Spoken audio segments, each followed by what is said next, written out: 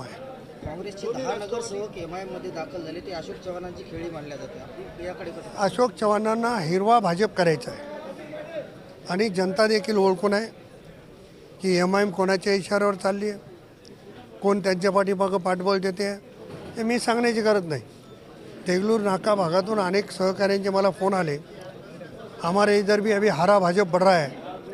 ही जी भूमिका आहे ते खरं तर ज्यांनी हे करायला लागले त्यांच्या नेतृत्वाचं अपयश आहे की एवढे वर्ष राज्य करून त्यांना त्या भागात उमेदवार मिळत नाहीत. ही शोकांतिकाच आहे. दोन्ही राष्ट्रवादी एकत्र येण्याची चिन्ह आहेत.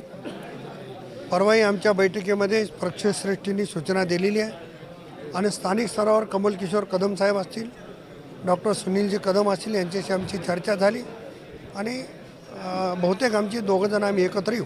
नव्याने उद्या राष्ट्रवादीचे यादी कधी? आता उद्या सुट्टी आहे. आज काय घडामोडी होतात ते बघू.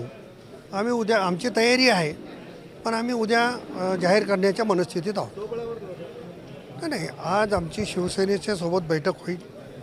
त्यांच्यासोबत युती झाली तर त्यांच्यासोबत करू.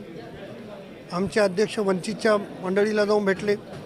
वंचितच्या मंडळीने हात पुढे केला तर त्यांच्यासोबत बसू आणि शरद पवार साहेबांची राष्ट्रवादी आणि दादांची राष्ट्रवादी एकत्र येईल.